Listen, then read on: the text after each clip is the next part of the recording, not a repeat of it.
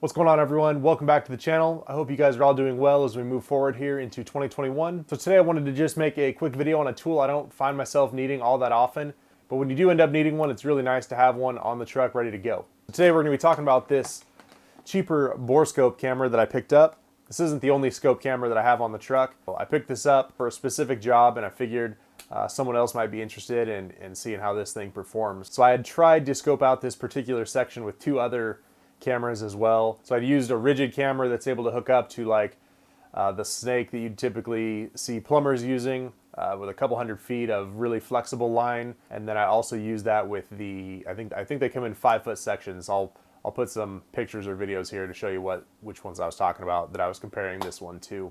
So this particular run that I came across had a couple 45s back to back in the duct run, and I was not actually able to get either of those through that particular section of the run, which is why I ended up picking up this camera in the first place. So they have this camera available on Amazon. It's obviously a really cheap camera, but I was actually surprised by the video quality.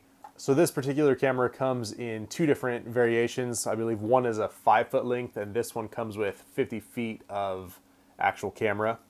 Unfortunately, it's not interchangeable, and you're unable to shorten it at all. So if you get the 50 foot, you're stuck with 50 feet of camera, and then if you get the 5-foot, that's all you have. So one thing to note about the 50 foot of this camera is while this is extremely flexible, it's a little bit too flexible. So you can see here, if you get this thing out just a few, I mean, you can't extend it really at all without this thing falling down. So what I ended up having to do to actually use this was tape this onto the end of a fish tape, and that ended up giving me enough rigidity that I was able to actually force this thing through the entire run. So I just wanted to bring that up for any of you that might be looking, if you're potentially maybe looking at this on Amazon or some of the other ones, just know that these don't really, they have just a tiny little bit of rigidity to them, not enough to really matter and take any shape or to actually keep that shape. So if you have something like a fish tape or some of those nylon sticks, this might work out for you. Like I said, I bought this for a specific job knowing that the other scope cameras that I had were not able to make it through.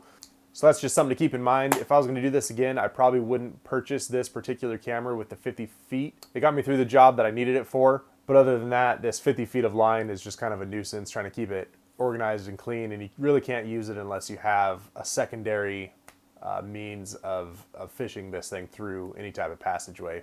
But I'll throw some video in here of when this thing was actually in use. I actually had one of my upstairs shower drains end up getting a leak. The plumber's putty failed on the floor drain and was leaking into my dining room ceiling. So noticed some water stainage on the drywall. So with this camera, the head is really small. For something like that with the drywall, I was able to punch just a small hole into the drywall and scope out and figure out exactly what was going on and figure out exactly where I needed to cut a larger hole.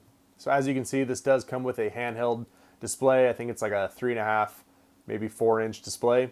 And the resolution on this actually is not bad. Comparing the two cameras side by side, the rigid as well as this one, I think this one actually has a better picture when you're looking at it in person, trying to figure out where that camera's going.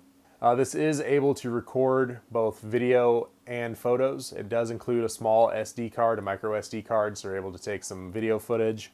There are some options as you're going through the menus. You're able to change your resolution from HD 1920 by 1080. I'm not quite sure if that's accurate. Looking at the picture on the screen, it looks pretty good, but once you get it onto a computer or something like that with a little bit larger, I'm not quite sure that it's actually 1080. As you're going through, it can be kind of difficult to figure out which direction you're looking with one of these cameras, so this does enable you to rotate the image on the screen, so it kind of just helps you get your bearings a little bit better. Once you figure out if you're trying to move the camera left and it's really moving right, you can set all that up ahead of time and try and rotate and make it a little bit easier as you're fishing it through an area, trying to orientate yourself inside a wall that you can't see.